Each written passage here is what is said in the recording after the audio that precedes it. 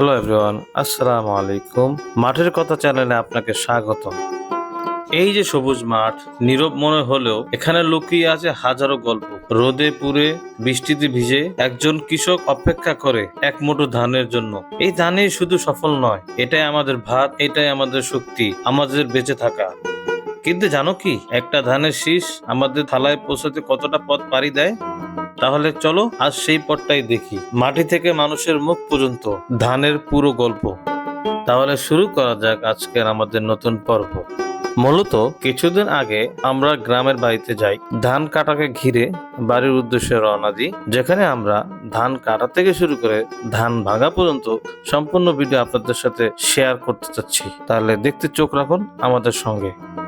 প্রথমে মূলত আমরা গ্রামের কৃষকদের সাথে কথা বলি, তারা কিভাবে ধানগুলো কাটে, তাদের অনেক বিষয় জানার চেষ্টা করি, তাদের কষ্ট, ধান উৎপাদন করতে কি কি পরিশ্রম করেছে, সব বিষয়ে আমরা কথা বলি। তো আমাদের সাথে আছে, দেখতেই পাচ্ছেন, আমার ছোট কন্যা, আমার মেয়ে।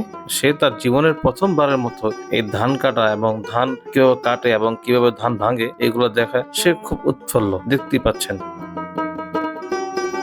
তো মূলত প্রথমে আমরা যেটাকে বাংলা ভাষায় বলে কোলায়, মানে ধান যেখানে থাকে সেখানে সে, আমার মেয়েও যাচ্ছে, সে দেখতে যাচ্ছে যে ধান কিভাবে কাটে তার মামারা।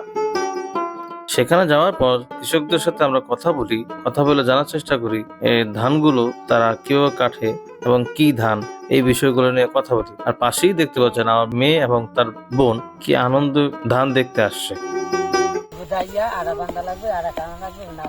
এই ধানের নাম কি? তেশিরি। আচ্ছা আচ্ছা, এটা কি মোটা চালের না চিকন চালের? এটা ধান কাটা শেষ করে আমরা ধানগুলো কিভাবে ভাঙাই সেই ভিডিওটা আপনারা দেখতে পাচ্ছেন। বাড়ির পরিবেশটা যেন এক উৎসব মুখর হয়ে দাঁড়িয়েছে।